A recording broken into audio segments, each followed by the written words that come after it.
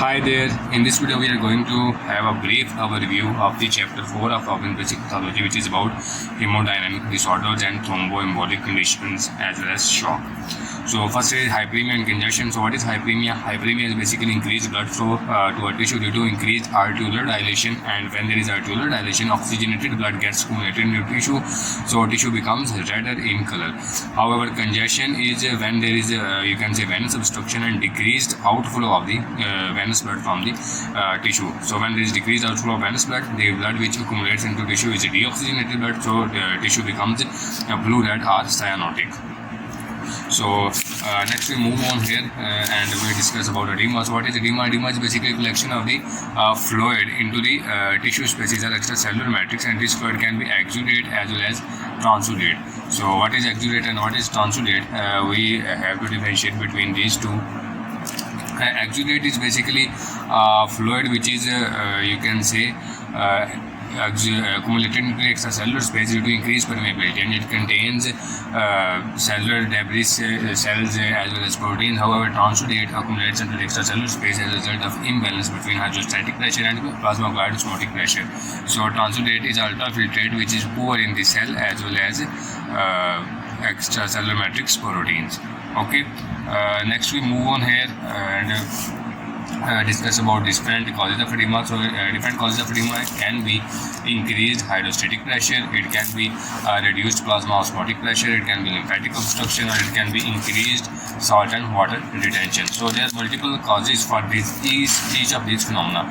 When hydrostatic pressure increases when there is decreased venous outflow of the blood. So venous blood accumulates into the tissue and it increases the hydrostatic pressure inside the tissue. So different causes of venous obstruction or decreased venous return in the heart can be congestive heart failure, constrictive pericarditis, ascites, venous obstruction, thrombosis, external pressure, or lower extreme inactivity. So these are different factors which impair the venous return to the heart, and when venous return to heart decreases, blood accumulates in veins, and when blood accumulates in vein, hydrostatic pressure of blood arises. And moreover, there can be arteriolar dilation which can also increase the hydrostatic pressure in the tissue. Next, when plasma-acquired osmotic pressure decreases. Plasma-acquired osmotic pressure is decreased when there is reduced protein content inside the blood or reduced albumin. It can be due to decreased synthesis of albumin by hepatic disorder or liver cirrhosis, or it can be due to increased loss of protein due to nephrotic syndrome or other glomerulopathies. Okay. So next is lymphatic obstruction. Lymph is basically cleared fluid, edematous fluid, and if lymph obstruction occurs due to some parasite which is common in filaria, or it can be due to you can say infection or neoplastic invasion. So under such condition, lymphatic clearance is decreased, and when lymphatic clearance is decreased, edema occurs. Next is the salt and water retention, and the salt and water retention can also rise in kidney disorders as well as endocrine disorder in which excessive hormones are secreted which cause accumulation of fluid. So edema fluid basically accumulates mainly in subcutaneous tissue, that is called subcutaneous edema. Subcutaneous edema is most prominent in the dependent tissues, and when there is accumulation of fluid in subcutaneous tissue, it can be pressed by a finger, and such edema is called pitting edema. And in kidney disorders, edema first appears in the eyelids, and brain edema can also occur, and pulmonary edema can also occur in a different condition. Pulmonary edema can compromise one's breathing capability or respiratory capability and can prove fatal. However, brain edema is also fatal because it can lead to the herniation of the brain, and it can also cause damage to specific or critical brain centers. Okay. So next we move on here about hemorrhage. So what is hemorrhage? Hemorrhage is basically movement of the blood outside the blood vessels, and this movement can be due to different causes here, and these different causes can include the injury, physical injury due to blood vessels, or loss of clotting factors, clotting defects, and so on. So this hemorrhage can be classified into different categories depending on extent of hemorrhage. This hemorrhage can be in the form of petechiae. This petechiae are basically small, you can say, dots of hemorrhage under the skin, and it can be purpura. Purpura is basically larger dots than petechiae, and it can be chymosis, which are basically bruises, and when there are bruises, these red blood cells are broken down, and then hemoglobin converted to bilirubin, which can convert it to hemosiderin, and as a result color changes of bruises are observed. Hemorrhage can be external or it can be internal into body tissues. When it is internal into body tissues, it can lead to the formation of hematoma. Okay, and it can also be into body cavities. When it is into the pleural cavity, it is called hemothorax. When it is into pericardial cavity, it is called hemopericardium. When it is in peritoneal cavity, it is called hemoperitoneum. And when it is into joint cavity, it is called hemoarthrosis. Next step is thrombosis. So what is next step is hemostasis. So what is hemostasis? When there is injury to blood vessel, this injury is closed by a chemical process which is called hemostasis. And the first step is vasoconstriction. Here, when injury to blood vessel occur, blood vessel constricts in response to neuronal signal as well as endothelin, which is the local vasoconstrictor produced from endothelium. So it vasoconstricts and the blood flow to this tissue is decreased. Next, platelets get activated and aggregate form a platelet plug, which is called primary hemostasis. Then fibrinogen is converted into fibrin as a result of thrombin, conversion of prothrombin into thrombin, which converts fibrinogen into fibrin, and fibrin meshwork is formed into the clot, which is called secondary hemostasis. Then clot resolution and stabilization occur, in which clot is releases excessive fluid and the tissue plasminogen activator gets activated, which also removes the extra amount of clots, and clots in long term gets dissolved and normal tissue is restored. This is normal process of hemostasis. So endothelial cell are primarily involved in hemostasis. The endothelial cell can play the procoagulant role as well as anticoagulant role depending upon conditions. When there is tissue injury, they become procoagulant. However, under normal conditions in normal blood vessels, they promote anticoagulant role. Platelets are also critical in hemostasis. Platelets are the fragments of megakaryocytes, and they contain two types of granules, alpha granules and dense granules. Alpha granules have different contents, which include coagulation factors, different proteins, and different growth factors, and so on. Dense granules contain ATP, and calcium, serotonin, epinephrine. Platelet also have two types of receptor, glycoprotein 1b receptor and glycoprotein 2b3a receptors. So 1b receptor interact with the bone glioblin factor and tissue factor, which are present under the endothelium. When endothelium gets damaged, these two factors get exposed. When they get exposed, they activate the platelets, and the interaction with platelet is by glycoprotein 1b receptor. And platelet get activated, they change their shape and attain a spiky nature, and then 2b3 receptors interact with the fibrinogen, and platelets aggregate by fibrinogen. You can say full connection here, you can see. And in the next step, thrombin gets activated and converts fibrinogen into fibrin, and which form fibrin threads in the clot.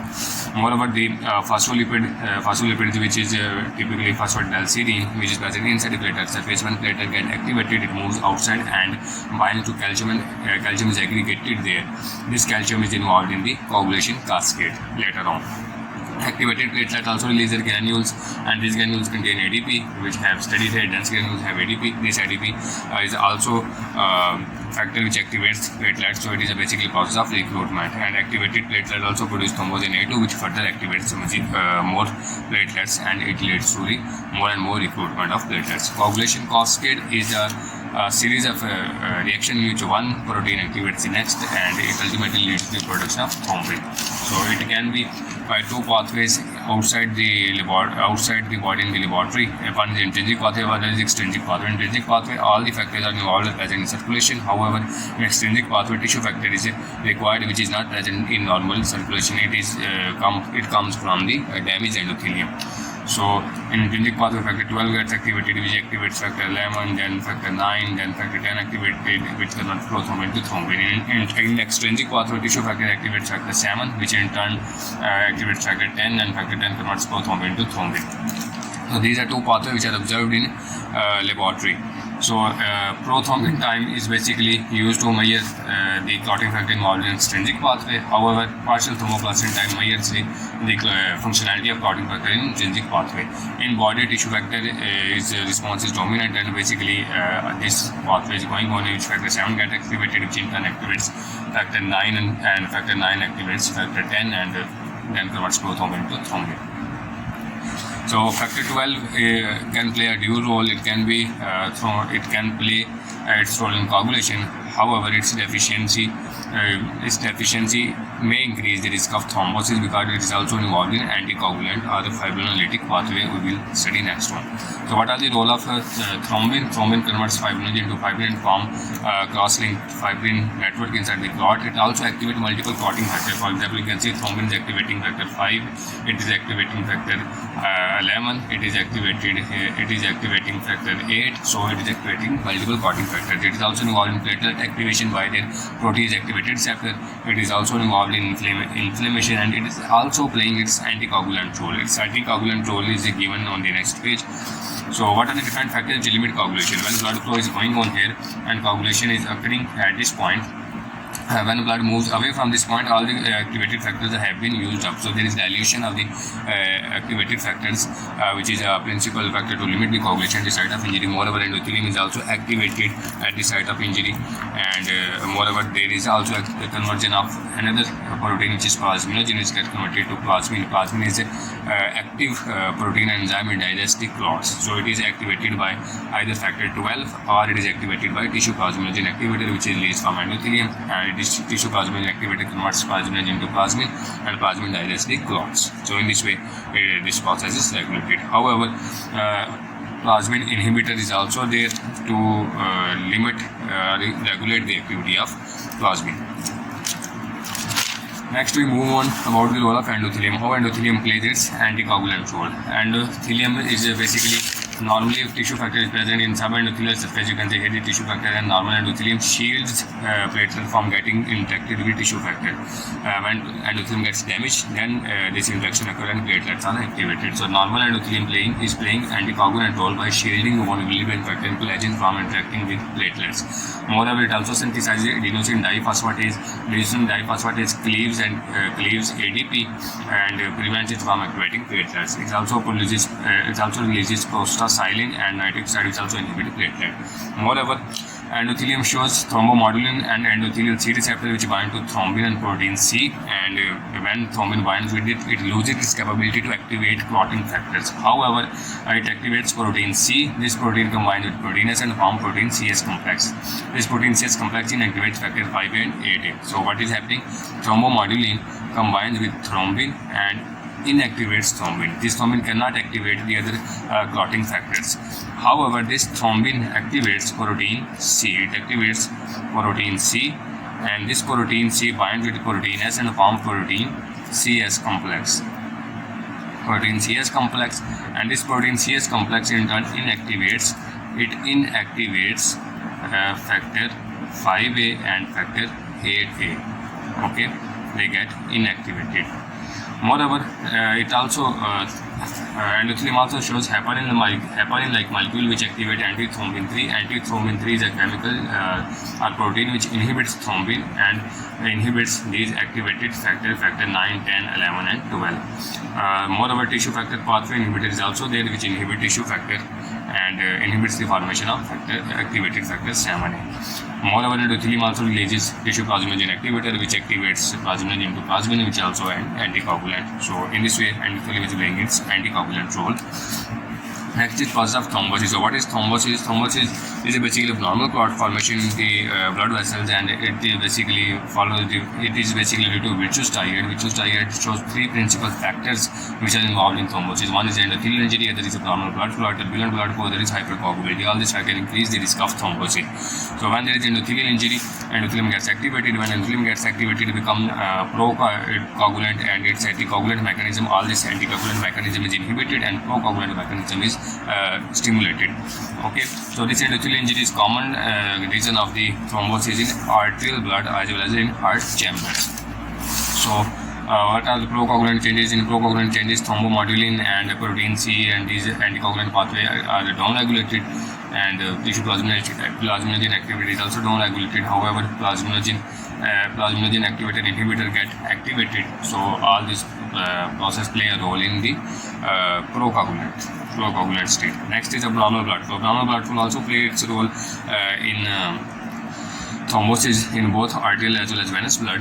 So turbulent blood flow, how it causes thrombosis, it basically can induce endothelial injury as well as it can activate endothelium.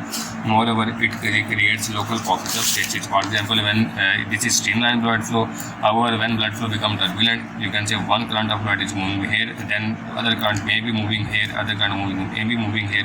This way, these movements get opposed to each other. As a result, blood stasis occurs, and when there is blood stasis, it can lead to the activation of the endothelium, and there is also decreased clearance of the activated clotting factors, and all these factors can promote to the coagulation. So this turbulent blood flow causes thrombosis in various conditions. For example, in atherosclerotic plaques, in aortic and arterial aneurysms, or mitral valve stenosis, as well as in hyperviscosity disorders, for example, polycythemia vera, or in sickle cell anemia. Next is hypercoagulability. Hypercoagulability is a state in which the coagulation of the blood is increased, and it is principal cause of thrombosis in venous blood. So it can be of two types, primary and secondary. In primary cases, there is a genetic deposition to this hypercoagulability, and it can be due to mutation in factor 5 or prothrombin gene. Factor 5 is here, and if when mutation factor 5 occurs, it becomes resistant to the anticoagulant factor of protein C. We have studied here that protein CS complex inactivates activated factor 5 and 8A. However, when mutation occurs in 5A, it becomes resistant to cleavage by protein C, and it continues to promote the coagulation pathway. So hypercoagulability occurs. Next is mutation in prothrombin gene. When there is a mutation in prothrombin gene, its synthesis of prothrombin increases and also promotes hypercoagulability. Moreover, homocysteine level, when increase in homocysteinuria, it can also produce hypercoagulability state, and decrease in synthesis of anticoagulants and increase in synthesis of procoagulant markers can also lead to the increase in coagulability or hypercoagulability. Moreover, in secondary hypercoagulability case, there are other factors which are promote or required factors to promote the hypercoagulability. For example, it can be pregnancy, it can be prolonged bed rest, it can be advanced cancer, it can be lengthy airplane flights, it can be oral contraceptive, it can be hyperestrogenic state which increase the production of coagulation factor, and so on. There are different required factors which can increase the production of clotting factors and can cause hypercoagulability. These are the factors which are summarized here. You can read out them in this table. Next are two important phenomena linked to this hypercoagulable state. One is heparin-induced thrombocytopenia, and other is antiphospholipid antibody syndrome. So, what is heparin-induced thrombocytopenia syndrome? Heparin is basically anticoagulant, and when we give heparin to a patient, it can induce the production of autoantibodies. It can lead to the production of autoantibodies, and these autoantibodies, what they do, they can bind to the platelets, and they can activate the platelets. Platelets get activated, and these platelets cluster, and endothelium can also get activated to lead to the production of clots. So on one side there is clotting going on here, and on the other side platelets are also being consumed. When platelets consumed and decrease, there can be bleeding as well. So in this condition there is anticoagulation, and there is decrease in platelet as well as clotting going on. Next is antiphospholipid antibody syndrome. This condition is characterized by recurrent thrombosis, multiple miscarriages, cardiac valve agitation, thrombocytopenia, pulmonary embolism, pulmonary hypertension, and so on. These are different manifestations of this disease. It is also basically due to an autoantibody which interacts with the beta-glycoprotein I, which is present on the endothelial surface, trophoblast, and prothrombin, and it can lead to the hypercoagulable states by an uncertain mechanism. And these autoantibodies interact with the phospholipids outside the body into the laboratory, and due to their interaction with phospholipid, they also give false serological tests for syphilis, because syphilis tests also involve the use of phospholipid, in which antibodies against syphilis interact with this phospholipid and give syphilis test.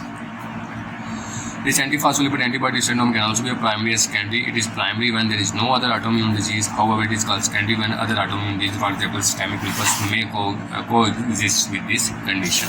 And its treatment involving immunosuppression as well as anticoagulation.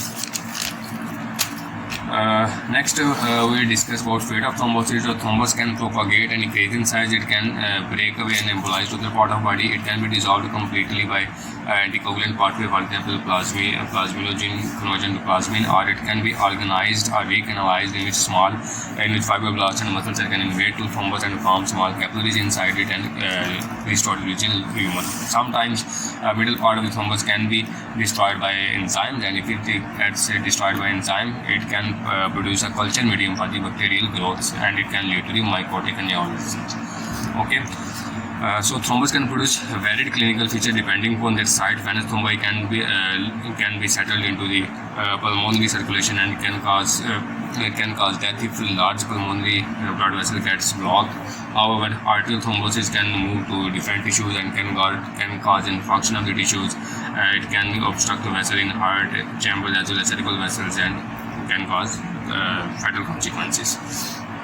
Venous thrombosis principally arise from deep veins, and deep vein thrombosis are principally can be due to stenosis, and they also move to the pulmonary circulation and can prove fatal. Okay, how amniotic fluid causes thrombosis? Amniotic fluid contains coagulant chemicals which increase the coagulability of the blood. Moreover, cancer cell can also secrete various chemicals to increase the coagulability of the blood, and in this condition in which cancer increases the coagulability is called migratory thrombophlebitis, because multiple venous systems of the body can be involved in secretion. It is also called Prozis syndrome. Okay, then next is DIC. So what is DIC? DIC is a condition which DIC can be due to sepsis or advanced bacterial infection, or it can also be due to severe burns or trauma in which a huge amount of the cytokines are released into the body, and this huge amount of the cytokines activates the coagulation pathway, and it can lead to the widespread coagulability into the body here, and this widespread coagulability consumes the clotting factor as well as platelets. So on one side there is clot formation or thrombosis inside the body, and on the other side there is bleeding. So bleeding and thrombosis coexist in DIC. So here are these few differences between clots or thrombus of different kinds. When thrombus always propagate towards heart. So when they are going towards heart, arterial thrombosis grows in retrograde direction or in opposite direction to the blood flow. However, venous thrombosis grows along with the direction of blood. And thrombus also show the different lamination lines which can be due to entrapment of blood cell and platelet into them. And thrombus which arise in the heart chamber are called mural thrombi. It can be due to cardiac injury or catheter-related injury. Arterial thrombosis are basically due to endothelial injury or turbulent blood flow, and they contain principally platelets. Venous thrombosis are rich in the red blood cells, and they are produced principally due to stenosis. And postpartum clots. Venous thrombus can be confused with postmortem clots. However, postmortem clots are not adherent to the blood vessels, and they contain a dependent portion containing RBCs and upper portion which contains yellow fat-like substances. So thrombus in heart valves are called vegetation, and these thrombosis in heart valves, these thrombosis can be due to fungal infection, which is called condition infective endocarditis, or they can be due to hypercoagulable state, which are called non-bacterial thrombotic endocarditis. However, they can also rise in lupus, systemic lupus, which is called Liebrandt-Sachs endocarditis. So our next topic is embolism. Embolism is a condition in which thrombus or a solid liquid or gas particle gets dislodged from its site of origin and can move to other distant sites. So it can be pulmonary thromboembolism, it can manifest itself in form of pulmonary thromboembolism or systemic thromboembolism, and there can be fat embolism, there can be amniotic fluid embolism, and then can be air embolism. What is pulmonary thromboembolism? In pulmonary thromboembolism, embolus arises from the deep veins, and it moves to the right side of the heart, and from right side of the heart it gets into the pulmonary circulation, and inside the pulmonary circulation it can either block the large pulmonary vessel or it can block the small pulmonary vessel. If a large pulmonary vessel gets blocked, it can lead to sudden death. However, if there are small vessels, then their consequences can be varied. Okay, if there are multiple small size embolism, they can lead to the increased pulmonary blood pressure or pulmonary hypertension. It can lead to the right-sided heart failure. However, mostly small pulmonary emboli are silent. Does not produce such a condition. However, they are frequent and extensive. They can lead to the significant consequences. Next is systemic thromboembolism. Systemic thromboembolism is a condition in which thrombus arises from the arterial network in the heart chambers, and it can dislodge to the different body tissues and can produce consequences depending on type of tissues. And most commonly it gets settled into the lower extremities or CNS. However, it can also move to intestine, kidneys, renal as well.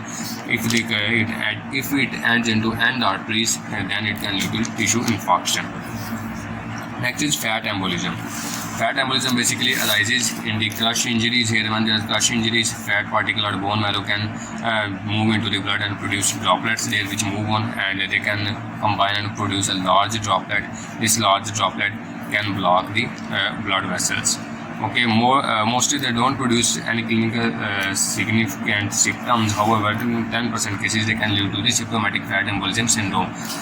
In this fat embolism syndrome, this is a supposed fat particle. It clusters platelets on its surface, due to which platelets may decrease, due to which there is thrombocytopenia, and this thrombocytopenia can lead to the bleeding. Moreover, they can also cluster RBCs on their surface in the similar way, and when the RBCs cluster, there can be anemia. Moreover, they can block the pulmonary vessels and can compromise the respiration and can lead to the dyspnea, as well as they can cause neurological symptoms. They can also release fatty acid from them, and this fatty acid can cause endothelial injury and can lead to the coagulation, more and more clot formation. Next is amniotic fluid embolism.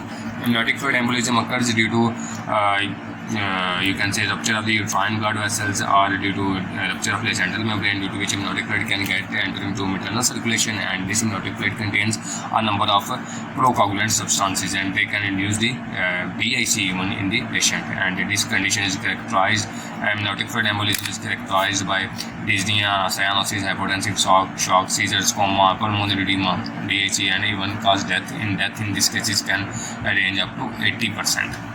Okay. Next is air embolism. In air embolism, there is a specific condition called decompression sickness. So what happens when we dive into the sea? Supposedly we are going into the depth of sea. In sea, pressure of water increases with depth. So to breathe against this high pressure, we need air to take in at high pressure, so that our chest can move out against this increasing water pressure.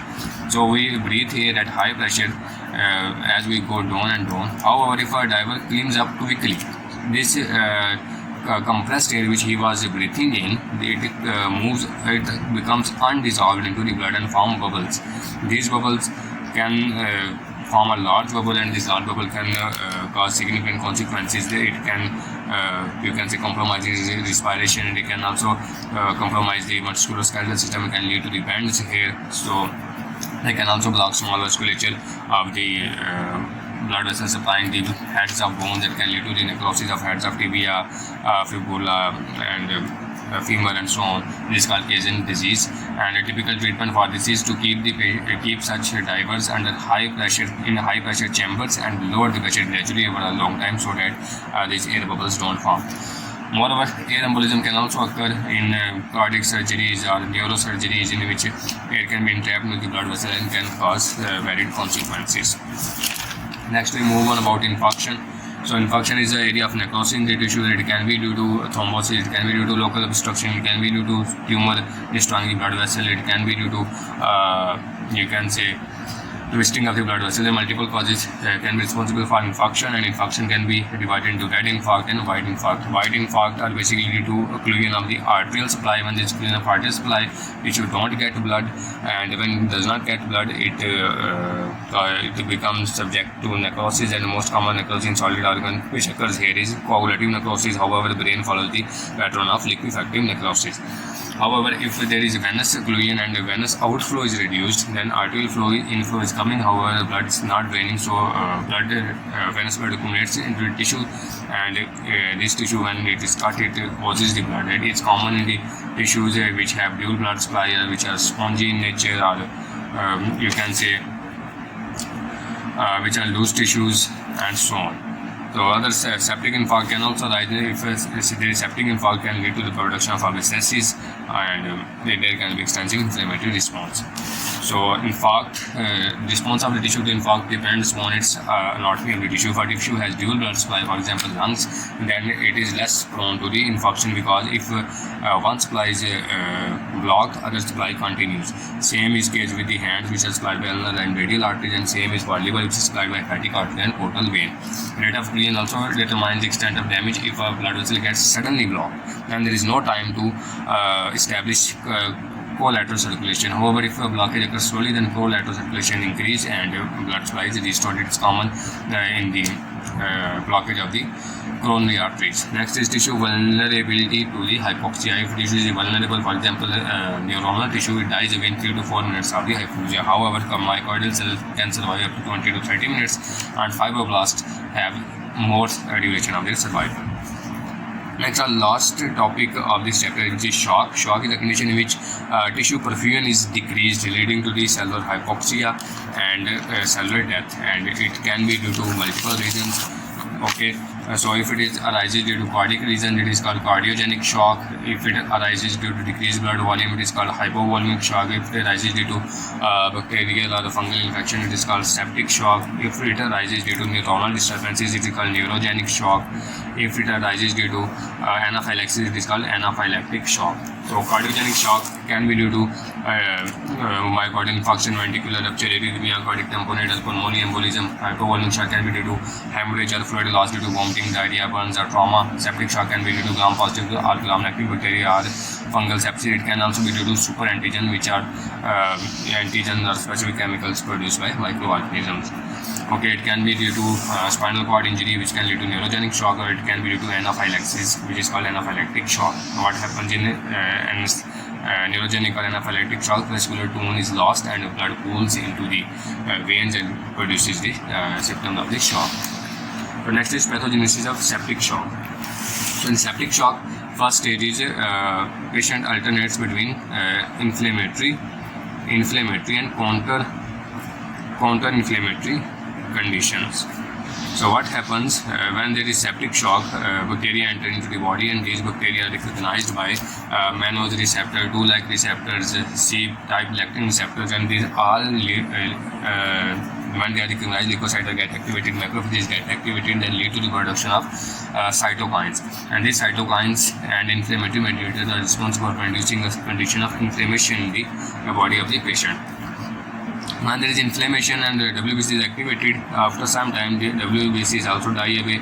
There is also inactivation of the energy of the WBCs, and moreover Th2 or helper type 2 lymphocyte or leukocytes get activated, and they release the cytokines and mediators which activate the macrophages by alternate pathway, or M2 macrophages get activated, which play a role in the tissue repair, and as a result there is immunosuppression and there is the activation of the tissue repair mechanism. So this is an anti-inflammatory response. So in first condition, inflammatory and counter-inflammatory response go side by side. Next, endothelium get injured, and this endothelium gets activated due to multiple cytokines, and it leads to a procoagulant state in which coagulation starts in the body in the form of DIC, and in DIC coagulation, DIC clotting factor and platelets are used up, so clotting as well as bleeding coexist together.